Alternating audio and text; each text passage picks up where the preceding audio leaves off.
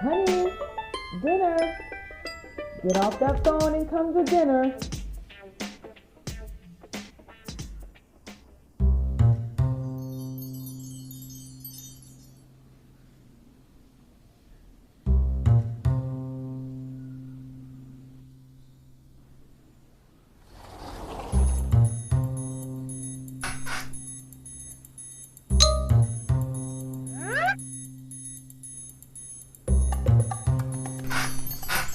Ugh, finally. Been stuck in that position all day. Something smells mighty good. Hey, why don't we ever get invited to dinner? Don't know if you noticed, we're toys. We don't need to eat. Could you imagine having to eat all the time in order to live? Eat to live? I'd be toast. No pun intended. But I can't even remember the last story we read. Speaking of stories, I have one you're going to love this week. Pun intended. It's the story of Juliet and Romeo. Don't you mean Romeo and Juliet? Romeo and Juliet, a story of love and tragedy. Once upon a time, there lived two powerful families in the land of Verno. Pretty sure that's somewhere in Africa. Correction. It was indeed Italy, not Africa. Yeah. I totally meant Italy. Anyways, as I was saying before I was rudely interrupted, the two families were known as the Capulets and the Montagues, and they had a very long history of feuding. I'd rather smell like a sewer rat than to ever be of the Montague house. I'd rather eat 1,000,000 rotten pickles than to have the name Capulet. Well, one day comes along a Montague named Romeo, who is lovesick after the rejection of a girl named Rosaline. Ew. As if, lover boy.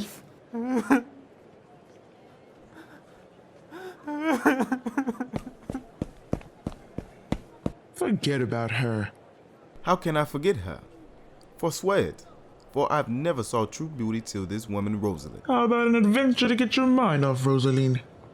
We're crashing the Capulet party, and you're coming. Despite knowing the dangers of going to a Capulet party, they think it would be an adventure that Romeo would take his mind off of Rosaline. They show up to the party wearing masks. Not too long after, Romeo noticed the most beautiful girl he's ever seen, and it's love at first sight.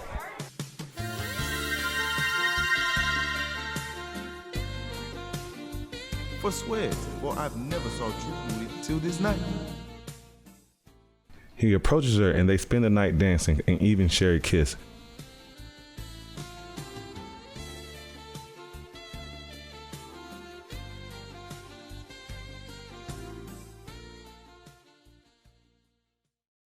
After finding out each other's last name, they are in disbelief.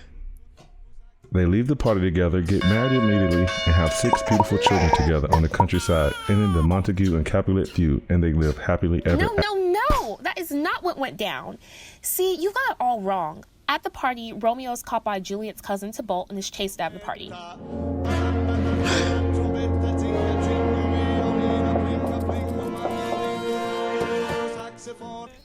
Juliet goes home and thinks of Romeo all night while on her balcony.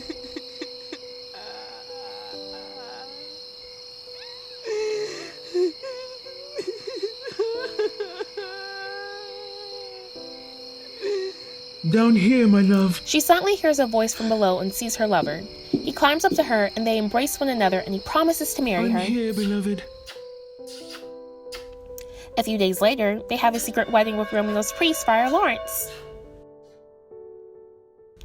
Not too long after, Juliet's cousin Tybalt challenges Romeo to a duel. I challenge Romeo to a duel. Romeo did not want to fight, but Tybalt came after him, causing Romeo's friend Mercutio being killed by Tybalt.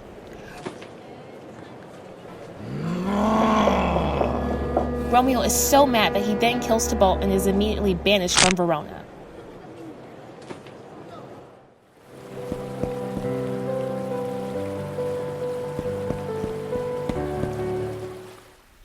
Over at the Capulet house, Juliet finds out that Romeo was banned and is distraught.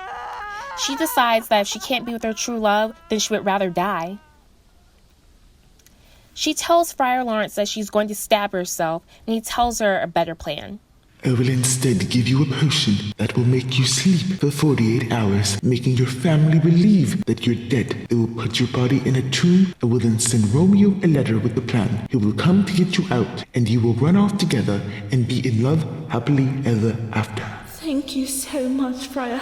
Soon I will be with my love. But like I said, this is a tragedy. Oh no, not a tragedy. Wait, what's a tragedy? It's a story where people die in the end. Okay, I remember. I'll take it from here, Mrs. Fact Check. So this is the plan in motion. Juliet gets the poison and takes it from being married off to Sir What's-His-Face.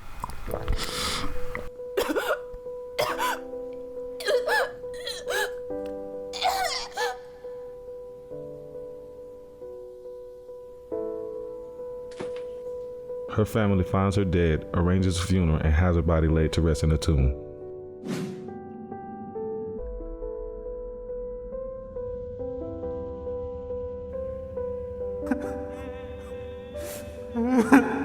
Meanwhile, as Juliet is knocked out, all comforting in her tomb, waiting for the love of her life to rescue her, Romeo gets the news that Juliet is freaking dead. He loses it. Juliet! He rushes to a tomb to see for himself.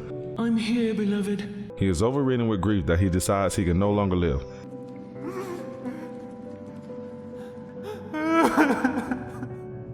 He takes the vial of poison.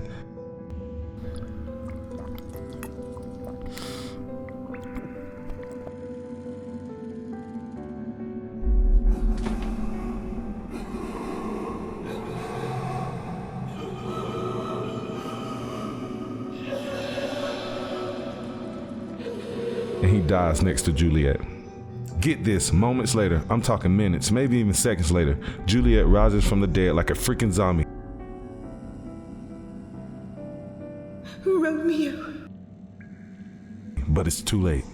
She sees that Romeo has taken his life. Romeo. She picks up the vial to drink, but realizes that it's empty. Save none for me. That didn't do the trick, so she picked up the dagger and literally stabs herself.